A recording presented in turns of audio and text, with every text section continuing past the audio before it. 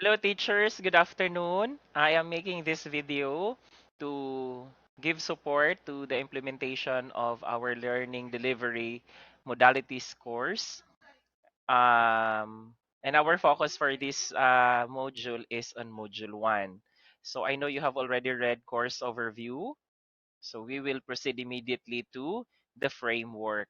So this is the capacity building framework for teachers and school leaders. So based on DepEd Memo number 50 series of 2020 and the COVID-19 response, based on the Basic Education Learning Continuity Plan, the design and implementation principles and guidelines for the LDM is this one. So we have here the LCP courses and programs. So one of the courses or programs for the Basic Education Learning Continuity Plan is the Learning Delivery Modalities Course 2 for teachers. So supervisors were already trained sometime in July together with the school heads. So at this point, kayo naman teachers ang nag-undergo ng training for today. I mean, for this month.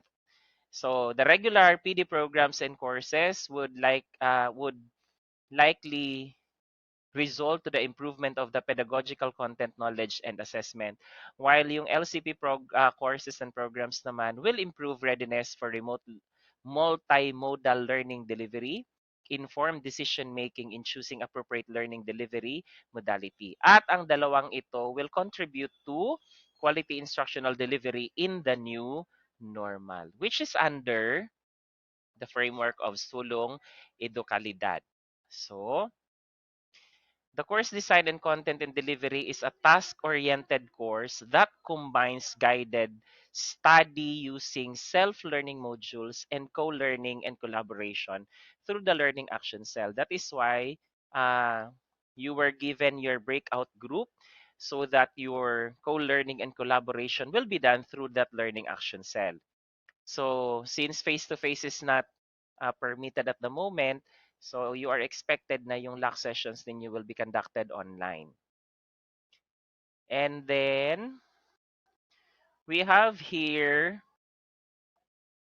ayan, what is the connection of LDM2 course modules to the preparation of your portfolio? So later we will discuss saan pwedeng ma-connect yung mga modules natin to the specific strands ng PPST ninyo. But for the modules on LDM2, may suggested duration or time allotment siya per module. So for module 1, we have 4 hours. But actually, since module 1 is not that lengthy, and it's that the modules are very comprehensive, so kakayanin yan siya ng mga 2 to 3 hours. For Module 2, which is the most essential learning competencies discussed by Madam Rita, ayan, 3 hours yung allotment. For Module 3A, lesson design and assessment in the modalities, that's 18 to 24 hours. Medyo mahaba-haba siya kasi assessment, so that would run around 24 hours. And then for Module 3B, yung mga learning resources na diniscuss natin, like for example, DepEd Commons and the LRMDS na meron tayo sa division. And I think you already have your individual account for that. And then Module 4 is planning for continuing professional development and LAC planning. Please note that your output for LDM2 will form part of your CPD, and we are just waiting for updates from the central office. Portfolio ninyo is under module 5. Bakit naka-separate siya from the first four na modules? Because si module 5, which is the portfolio building, is part ng practicum ninyo. And practicum will start from September to December. But during the making of this module, what was in mind by NEAP by then is magsisimula yung classes by August. Kaya yung implementation phase niya is from September to December. But since classes were moved to October 5, so I think there would also be some adjustments to this submission and practicum. But as of the moment, wala pang update si central office. So as is lang po muna tayo kung anong nakasulat dito sa module. So may 4 hours allotment for portfolio building. Okay, what are the expected outputs that you are going to produce? First, we have here the sample MELCs for the unpacking presentation. So meaning to say, sample ng MELCs during the unpacking presentation ninyo. Second is list of targeted learner interventions. We have mentioned in our previous modules that if you encounter difficulties in the delivery of instructions to your learners, what are the interventions that you had identified, and uh, not just the situation and not just the geographical location of the school to the students, but as well as the learning difficulty na meron kayong nakita at kung ano yung interventions na sinulat ninyo. Next, we also have learning tasks for distance learning, assessment methods in distance learning, yung weekly home learning plan for one subject. You are making your WHLP, right? Together with your ILP. So, individual learning monitoring plan ninyo for student who lags behind in completing the task. Please note that hindi lang yung mga students na naglalag yung pwede nyo gawan ng ILMP, but as well as yung mga students na medyo advanced din. So LAC 3, Teacher Engagement Report. So optional siya kung may LAC na nakandak. LAC Session Report if the LAC was also conducted. And to accomplish LR Rapid Assessment Tools with reflections. And of course, your professional development plan. Sa part 2 naman, we have daily lesson plans or daily lesson logs. Now, there is a question. Daily lesson logs po ba talaga yung ipapasa or pwede lang yung ginawa ninyo na this one, weekly home learning plan? Actually, yung DLL ninyo or DLPs at the moment, converted siya into this one, the weekly home learning plan. So, pwede na yan siya. And of course, the recordings of your class instruction. So, ganun po siya. Now, the alignment to PPST standards. So, we have here the domains or strands. Tapos, ano yung number nito sa proficient teacher at saka sa highly proficient teachers? For example, for domain number 1, content, knowledge, and pedagogy. Strand 1, content, knowledge, and its application within and across the curriculum areas. Remember that you will be unpacking the MELCs. So, yung content ba nun, yung mga application within and across the curriculum, sakop ba siya ng domain number 1 for content, knowledge, and pedagogy? For proficient teacher, nasa 1.1.2 siya, and then for highly proficient teachers naman, nasa 1.1.3. For strand number 2, research-based knowledge and principles of teaching and learning, nasa 1.2.2 at saka 1.2.3 for highly proficient. Strand 3, positive use of ICT. With the new normal, we are aided with different artificial intelligence and information communication technology. So, anong positive use nito? So, makikita siya sa 1.3.2, 1.3.3 naman sa MTs or sa highly proficient. For classrooms, communication strategies for Strand 7 naman, nasa 1.7.2 siya at saka 1.7.3. Ano yung classroom communication strategies? Remember that in the new normal right now, we are given the leverage of communicating with our students and with the parents on different platforms.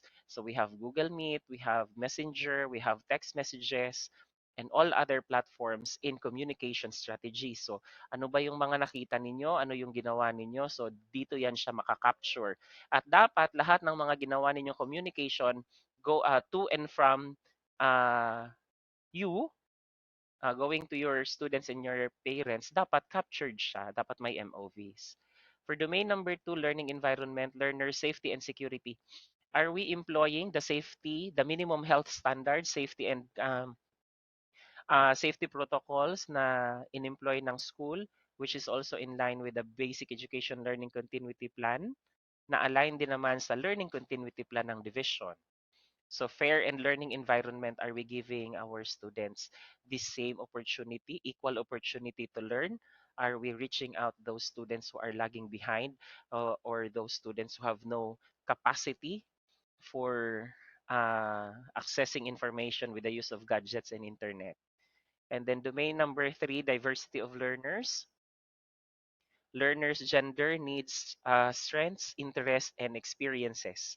So, nasa 3.1.2 at saka 3.1.3 siya. Strand number 4 naman, learners in difficult circumstances. Ayan, difficult circumstances could be the geographical location, the distance. It could also be the learning difficulty. It could also be difficulty in access to information and instruction. And then domain number 4, curriculum and planning. Planning and management of teaching and learning process. You have created your weekly home learning plan. That's part of planning and management. Uh, your individual learning monitoring plan also. That is also part of learning process. Monitoring of the learning process. So dito yan siya mafo-fall for 4.1.2 and 4.1.3. Teaching and learning resources including ICT. Ayan, may evidence. Yung evidences ninyo for employing ICT in the delivery of instruction. And then for domain number 5, assessment and reporting. So monitoring and evaluation of learner progress and achievement.